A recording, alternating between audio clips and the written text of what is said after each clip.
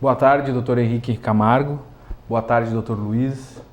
Boa tarde, eu chamo todo mundo de doutor, né? Já que eu chamei primeiro de doutor, né? Doutor Maurício.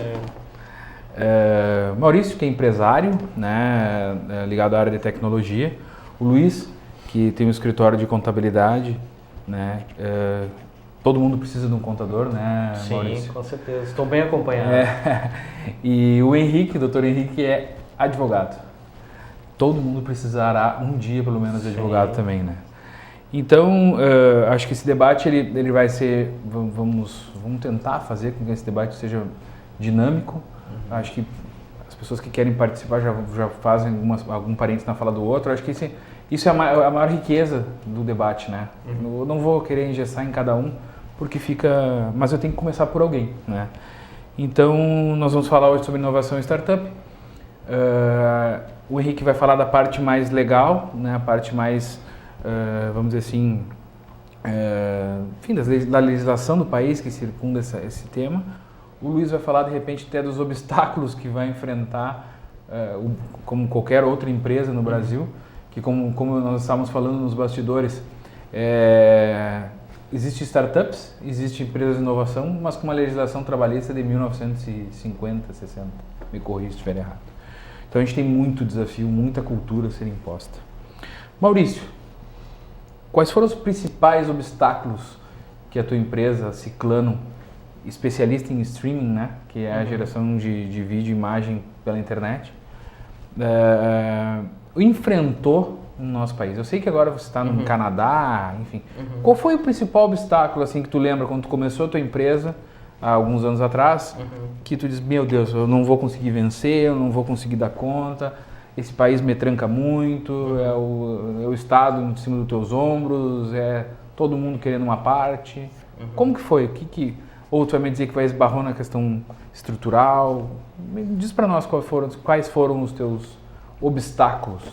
Na realidade, o obstáculo de cada empresa ou de cada startup vai muito do estágio de cada um, mas os principais obstáculos eles não só foram de recursos, né, mas principalmente da questão de mentalidade, então, e do ecossistema como um todo. O teu ecossistema ele ou te eleva e te ajuda, né, ou ele te segura a ponto de você não conseguir, literalmente, parece que você não consegue caminhar. Então, para nós, isso foi, eu acho que o fator mais forte foi a questão do ecossistema como um todo, da onde a empresa está situada e com quem ela se relaciona. Porque é que nem no círculo de amizades, né? Então, se você tiver pessoas muito negativas, dizendo o tempo todo que nada funciona e que tudo dá errado, esse é o primeiro obstáculo, é você se separar desse círculo vicioso de dizer que nada funciona no Brasil porque o ecossistema não te favorece a ponto de tudo que você precisa. Isso faz parte do cenário diário de cada brasileiro, né? Então você conseguir se livrar dessas amarras, eu acho que é o primeiro grande obstáculo. Então eu vejo que tu trata essa temática com otimismo. Tu é um cara que... todo mundo, empresário, precisa ser otimista, né? Mas sim, eu acho que tu focou e calcou o teu crescimento em cima de minimizar esses problemas do Estado. Né? É que eu acho que essa questão é uma prática muito comum do brasileiro ser muito vitimista. Sim. Né? Eu sou vítima de A, B, C... Né? Sou vítima da sociedade, vítima de um governo, vítima de tudo. E enquanto o brasileiro continuar com essa mentalidade, ele não vai crescer. Porque vai ser todos os outros fatores que você não controla que vão decidir se você vai ter sucesso ou não. Então esse é um ponto muito importante. E a maioria a gente não controla, né? Exatamente. Eu acho que... É um jogo, né? Você depende muito de terceiros. Já fiz essa pergunta para o Dr. Henrique antes, né? Evoluiu, não evoluiu o cenário da legislação, o cenário... E aí vamos focar um pouco no que o Maurício falou. Vamos debater em cima do que ele falou, a questão dele ser otimista, mas tu é ciente que tem problemas, né? Sim, tu é ciente com certeza. Que é complicado, né? Doutor Henrique, de que forma nós podemos, vamos dizer assim, explanar sobre esse tema, a questão jurídica, e depois e aí eu acho que o Henrique pode, começando a inserir a fala também, da questão tributária, da questão da abertura da empresa, porque isso eu acho que é inevitável, né, em função dos debatedores que nós temos aqui, podemos fazer uma crítica, mas também vamos tentar apontar uma solução, como que funciona, cases práticos, eu acho que isso é importante, né? Então, primeiramente, boa tarde a todos, né? Quer dizer que é um prazer estar aqui hoje falando sobre inovação, startup e direito. Acho que tem esse intuito também. Mas, como disse da outra vez que eu tive aqui, o privilégio o direito tem um papel fundamental. Acho que o Maurício falou tudo. Tem vários problemas e cabe ao direito, às legislações, trazerem segurança para que os empresários possam trabalhar, que eles possam desenvolver. Como tu vê na fala dele, o empresário é otimista, ele é persistente, ele vai até o final. Então, cabe ao Estado criar alguns incentivos para que essa startup se desenvolva. Porque, na realidade, a startup nada mais é do que uma outra empresa. Ela não é ela, na realidade, é um modelo de negócio, uma forma de ver uma determinada situação e não institucionalmente startup. Não existe uma sociedade startup. Startup nada mais é do que pessoas que têm o intuito de produzir um novo serviço ou um novo produto num ambiente de extrema incerteza. Essa é a característica da startup. E como é um ambiente já de extrema incerteza, porque vai vir novas ideias, vão vir ideias que vão mudar as antigas, haverá um modelo novo de pensamento, já é totalmente capaz, já tem riscos suficientes na realidade para essa empresa não vingar. Então não precisa nós eu digo o Estado em si, ainda prejudicar, a colocar mais incertezas necessárias. Então esse que eu começo falando um pouco do aspecto jurídico é mais nessa ideia. O Brasil precisa trazer leis que dê segurança jurídica. E no aspecto aqui, o Luiz está aqui, da questão da contabilidade, é que essas empresas, existem várias formas delas serem instituídas. E cabe aos sócios, às pessoas que estão interessadas em desenvolver um novo produto, um novo serviço, que procure sempre um auxílio de contador, auxílio de advogado, porque é importante que essa empresa, desde o início, ela tenha já uma formalidade. Ela não seja informal, que o aspecto de informalidade, que a startup é da raiz dela, é da forma dela de agir administrativamente dessa forma. As startups não têm uma hierarquia, todos contribuem, todos fazem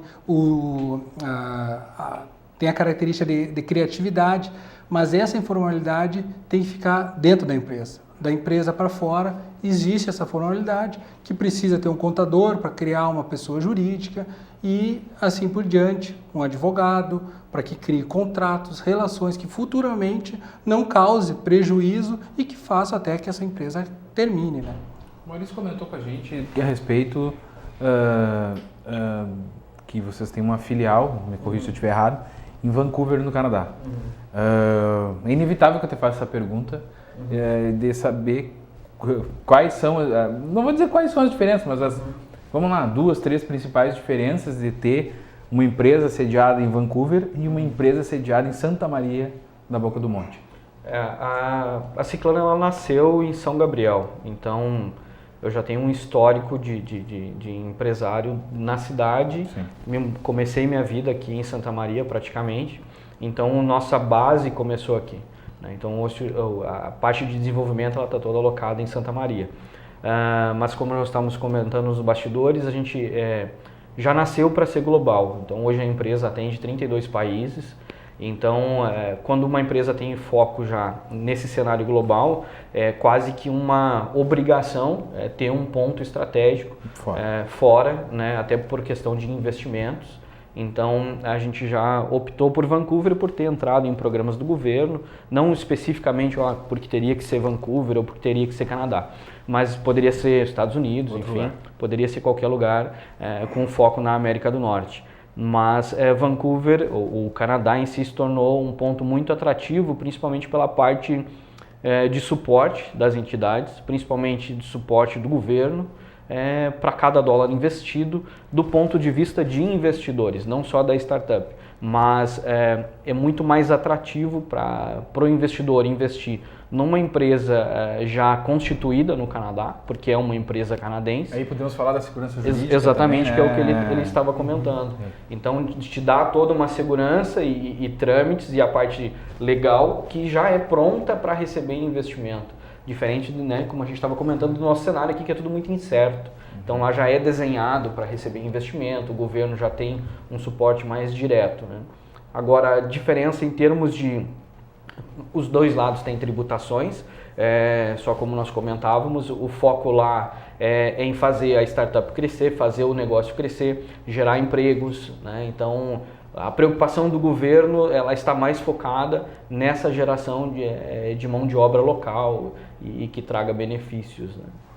E eu acho que daí podemos fazer mais uma parênteses na fala do Henrique, é que talvez Vancouver ofereça a segurança exatamente que tu acabou de mencionar, né? E eu acho importante. E, Luiz, Henrique, do ponto de vista tributário, do ponto de vista prático, do ponto de vista do, como eu gosto de falar, do CNPJ, o Henrique já deu alguns insights a respeito de que uma startup ou uma scale-up, ela é um CNPJ, ela é uma empresa, uma pessoa jurídica, e que se tem um ambiente descontraído dentro da empresa ou não, ele tem que pagar os impostos, ele tem que recolher os encargos, aquela coisa toda, né?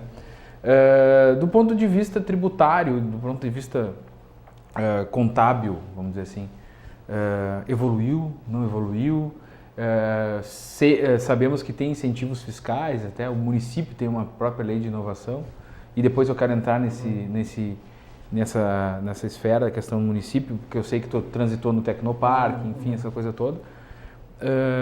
Do ponto de vista contábil, Luiz, existe incentivo, não existe?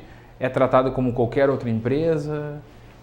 Bom, primeiramente, boa tarde a todos.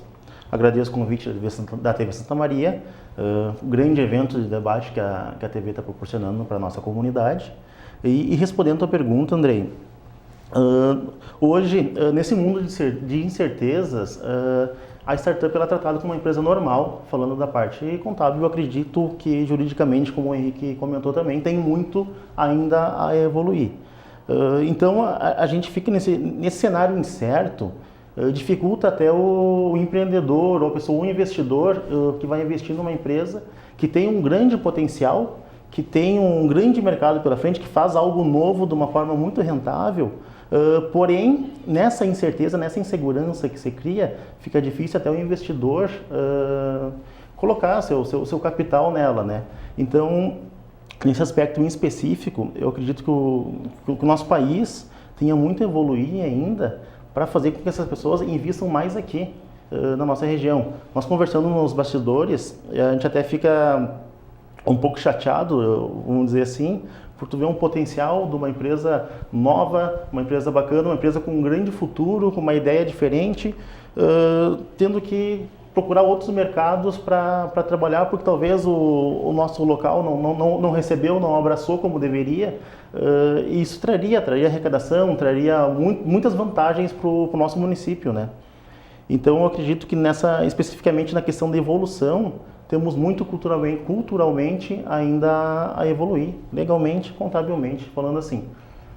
Ainda estávamos comentando no outro debate, nós estávamos aqui com universidades, com o representante da FISMA, representante do Tecnopark, e nós comentávamos sobre não deixamos de comentar sobre o ambiente para que se desenvolvam empresas de inovação de Santa Maria.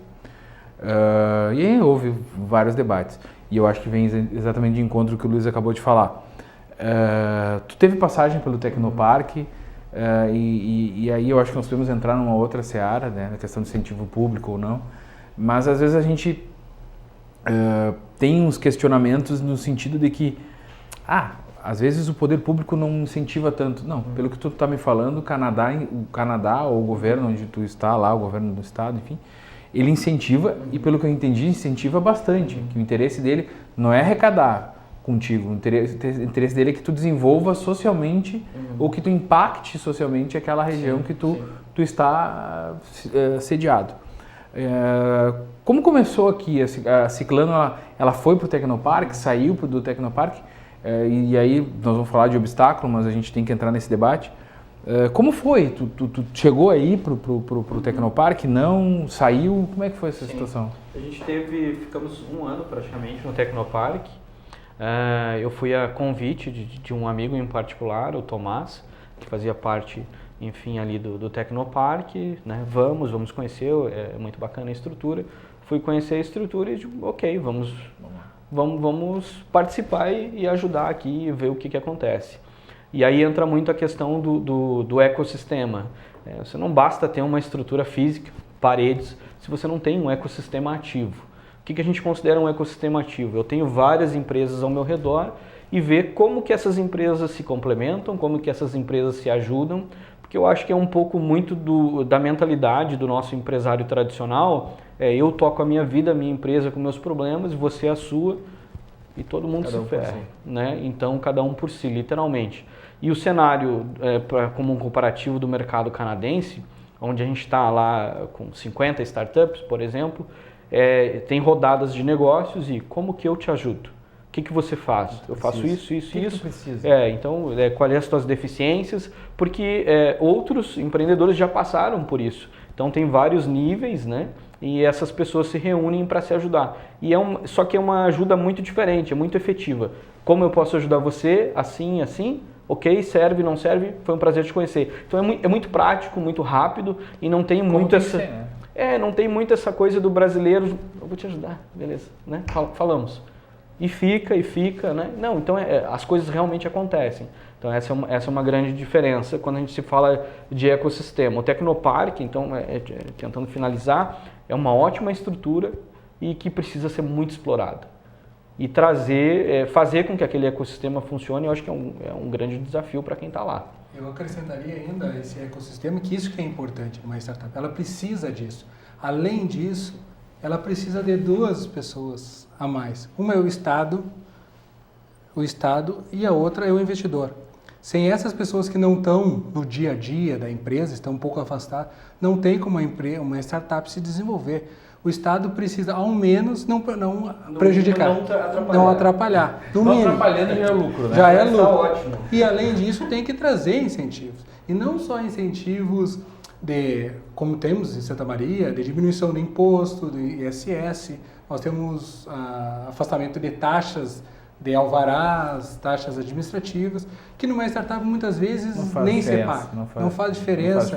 E são valores simbólicos. O que uma startup precisa é que haja investimento que as pessoas acreditem no negócio dela, para aquilo ali se levantar, para que seja escalável aquele produto.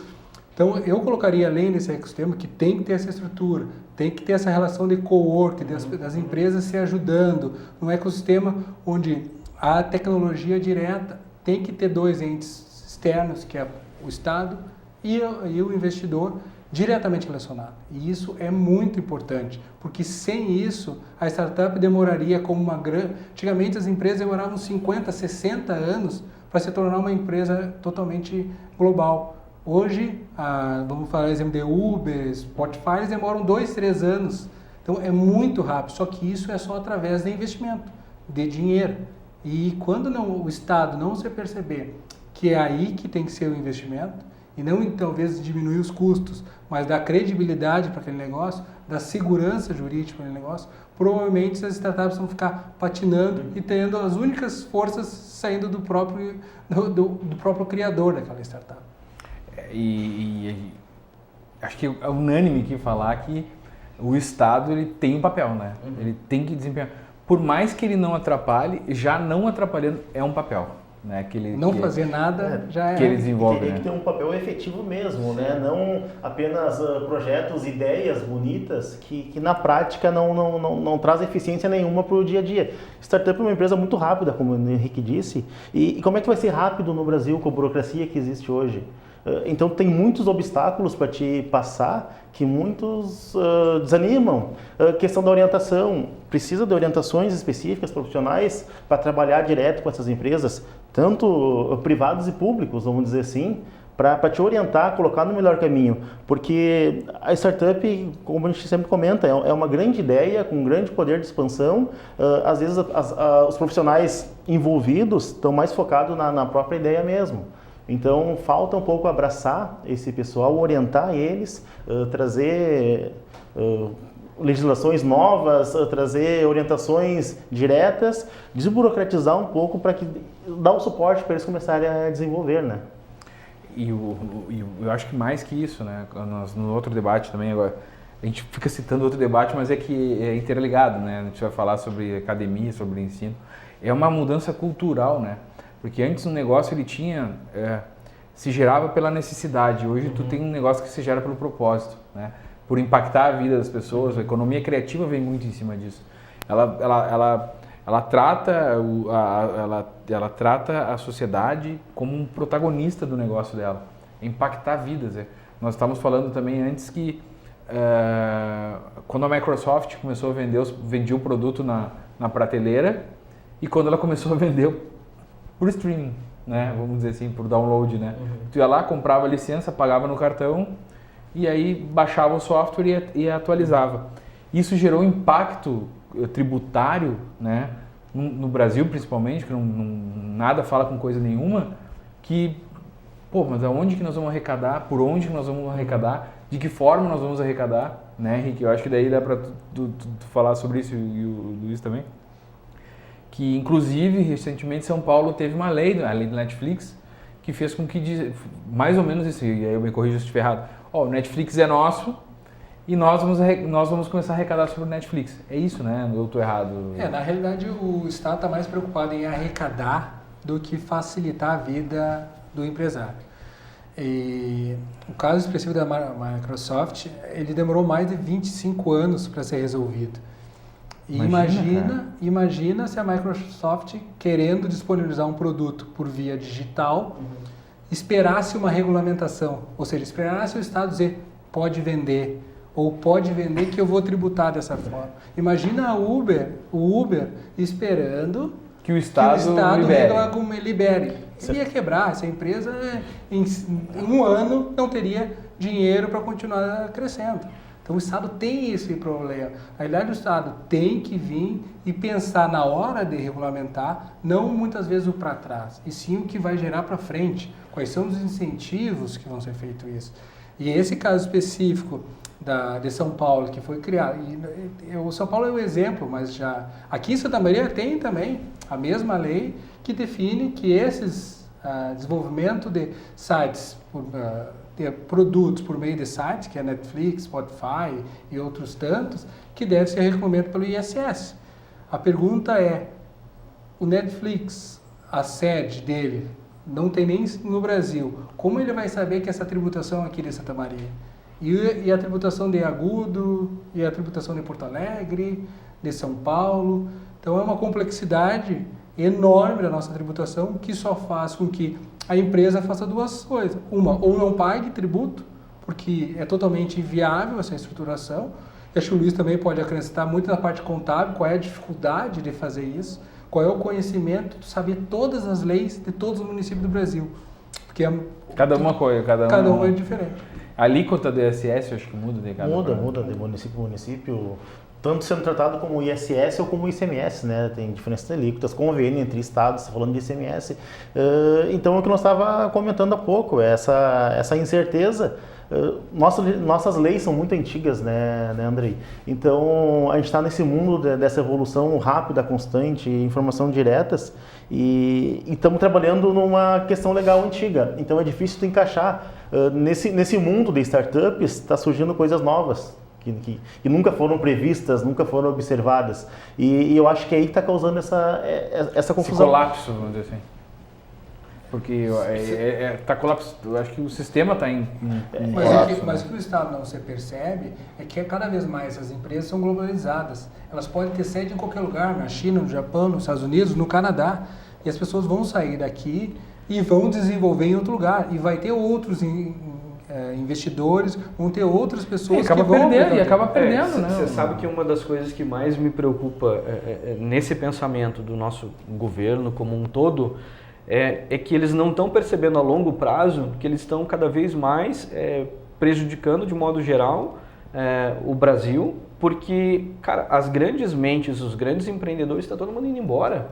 Nós estamos sendo treinados fora do país para dizer que não somos mais uma empresa brasileira. Por quê? Porque não vai dar tempo na história ou na curva da empresa dela aguardar o Brasil mudar a mentalidade dela. Então, cara, você grave, pega... né? É muito grave. É muito grave e o pessoal não se dá conta disso. Os grandes empreendedores, e eu conheço já vários, que já estão morando nos Estados Unidos, já foram embora.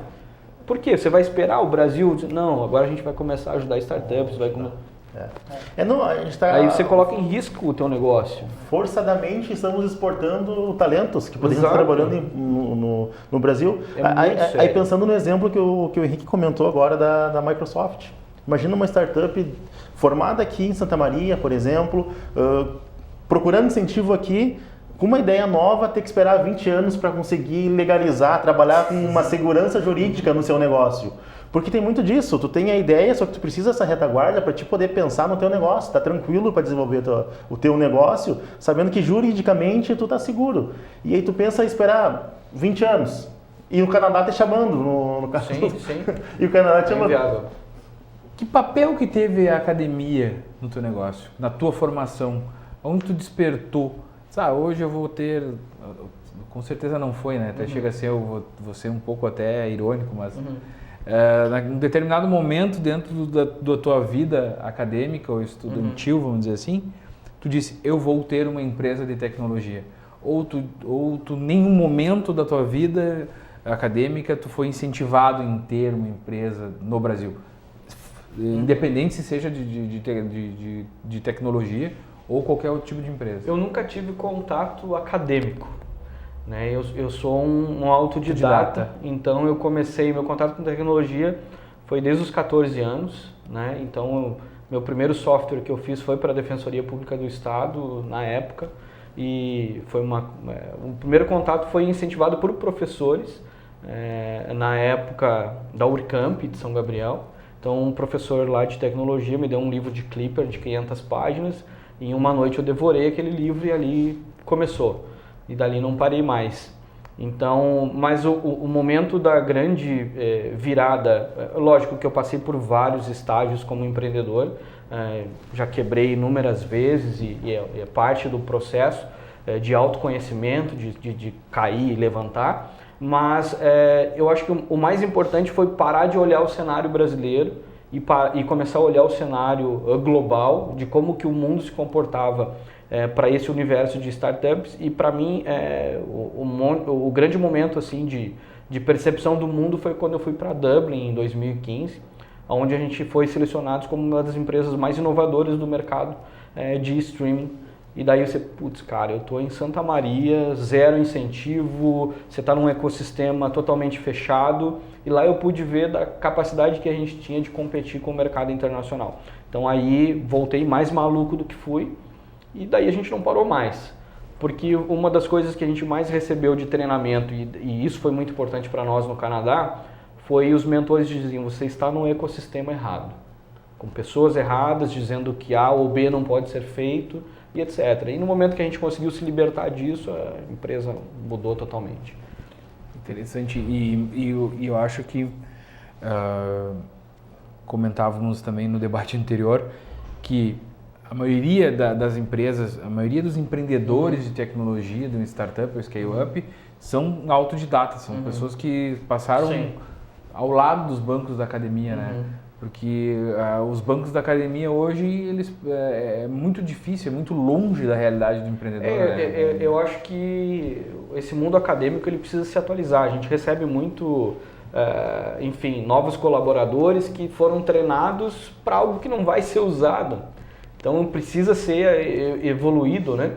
Então é que nem ter educação empreendedora nas escolas, é algo que deveria ser básico, né? Porque vai ajudar a formar bons profissionais. Então eu tenho vários amigos, e isso é fato, que são hoje CEOs de grandes corporações e não tiveram contato direto com esse mundo acadêmico, justamente por ele ser muito tradicional, muito... Os caras estão estudando Clipper ainda. Não é isso, mas é muito, eu digo assim, por exemplo, agora a gente participou da NACO no Canadá nos últimos meses e o mundo todo, o foco está em inteligência artificial, né? Então, blockchain, inteligência artificial, etc. Então você vê que os caras estão muito mais à frente. E aí acho que falta um pouquinho... A gente tem um exemplo bem legal do robô aquele da Copa do Mundo, né? Sim. Ele entrou em campo e caiu, né? Foi o primeiro robô desenvolvido, enfim. Mas tem que tentar. Eu acho que eu acho certeza. Que a gente tem, e aí nós vamos entrar num outro debate, que o Brasil, eu sempre digo um absurdo disso, né? O Brasil se orgulha de exportar grão bruto. Ninguém exporta grão bruto, só o Brasil. Tu tem que agregar valor, tu tem que exportar o óleo do grão, tu tem que é o que falta, e isso é cultura, né? Sim. Então, tu não pode exportar commodity, não agrega valor, tu precisa agregar valor, tu precisa ter gerar aí automaticamente gerando valor, tu vai gerar riqueza. Então, é mais ou menos por aí. E o pessoal já está me dizendo que nós temos alguns minutos ainda, né? 5 minutos, mais exatamente dizendo. E eu queria, primeiro, dizer que nossos debates, quando a gente fala de inovação, são sempre muito em cima dos obstáculos, enfim, que tu teve dificuldade. Mas hoje, quando tu olha para a tua empresa, porque a gente tem que olhar para trás e agradecer, né? Geralmente é assim que a gente faz. O que hoje te motiva quando tu acorda de manhã, levanta da tua cama e diz assim, vou para a minha empresa, vou trabalhar. O que tu pensa de bom quando tu faz isso todo dia? Olha, a gente tem muitos motivos para empreender. Aí vai muito de cada um. Mas hoje a Ciclano, a gente não deixou de ser uma empresa de streaming. Hoje a gente costuma dizer que quem diz que a Ciclano é uma empresa de streaming ainda não nos conheceu, porque nós somos uma ferramenta para empoderar pessoas e gerar mudança. Então hoje você pode, através de um aplicativo, começar uma live em mais de 30, 40 redes sociais simultaneamente levar a tua mensagem. Muitas vezes isso é muito mais poderoso do que um próprio canal de TV. Então a gente tem muitos empreendedores utilizando a nossa ferramenta para gerar receita para o seu negócio, para ajudar outras pessoas a vencer barreiras e obstáculos pessoais. Então, isso nos motiva muito saber que a gente está ajudando todo um ecossistema a gerar muito mais valor para o negócio das pessoas. Doutor Henrique, te pergunto, quando a gente fala que negócios de tecnologia e startups são negócios com propósito, para impactar a vida das pessoas, o que tu falou agora exatamente traduz isso. Isso poderá mudar a realidade do Brasil? O propósito, o ideal de uma pessoa, trazer negócios que realmente impactem a vida das pessoas? Como um Windows vendido na prateleira e depois ser vendido via... Dá para se dizer streaming, né? Via online, download, né? Digital. Não, é cultural, como vocês estavam falando. Isso aí está nas academias, está no dia a dia das empresas, está em todo brasileiro. Isso aí precisa ser mudado diretamente através de uma educação financeira, uma educação de empreendedorismo, porque hoje os próprios funcionários pensam diferente do patrão e, infelizmente, é com base na nossa cultura legal. É a legislação que define como é que vai ser uma empresa, como é que vai ser uma cultura e como vai ser o desenvolvimento daquele país. Então, nossas leis têm uma cultura, definem culturas totalmente ultrapassadas que não estão abertas a essa ideia de startups, de globalização e tudo mais. Eu torço que mude, e é assim que eu penso. E eu sou fã das pessoas como o Maurício que, mesmo diante dessas inúmeras barreiras, continuam empreendendo, continuam acordando cedo para que mude o mundo de nós, que estamos aqui no dia a dia. Então, é isso que eu torço e espero que uma data tão importante como a eleição possa, nos próximos 4 anos, possa acontecer muitas coisas, Não vamos mudar tudo, mas que saem algumas atitudes do nosso os representantes que façam que tenhamos mais incentivos, que mais empresas surjam e, consequentemente, tenhamos mais emprego, mais serviço, mais produto. Ações locais, impactos globais, né? Isso é como diz a máxima. Luiz, quando um empreendedor motivado, querendo, chega lá no teu escritório e diz assim, vamos abrir uma empresa. E aí ele começa, ele se dá conta que ele pode demorar até 6 meses para abrir uma empresa. O que tu fala para esse cara? Na verdade... Para não desmotivá-lo, para não fazer ele mudar de continente. Primeiramente, né, Andrei, eu acredito que eu tenho que dar os parabéns pro Maurício, porque ele teve uma visão muito otimista. E claro, e tem que ser assim. Muito otimista, eu sou muito otimista. Henrique otimista, penso otimista que vai mudar, que tem que mudar, a gente trabalha para mudar, né? Muitas vezes surgem, anterior a isso ainda, o que eu queria comentar, a questão acadêmica. Falta tu formar empreendedores, talvez. Tu ter uma cadeira, tu ter uma matéria de empreendedorismo e tu ver como as coisas são feitas sem uma correlação. Por exemplo, mudou uma questão, mudou algumas situações onde hoje qualquer CPF pode abrir um CNPJ pela internet. Então, se eu quiser sair daqui agora, eu vou ali, entro no site do MEI, né, microempreendedor individual, e viro empresário. Será que essa pessoa está preparada para ser empresário? Será que essa pessoa está preparada para ser empreendedor? E aí, te respondendo a tua pergunta, N vezes no escritório surgem pessoas com ideias bacanas, e aí a gente temos que fazer um papel chato, orientar, explicar cada passo. Eu vou ser bem sincero, muitos desistem, isso me chateia, não é o meu prazer dar esse tipo de notícia. Para nós, quanto mais a gente abrir e investir, melhor para o mercado, né?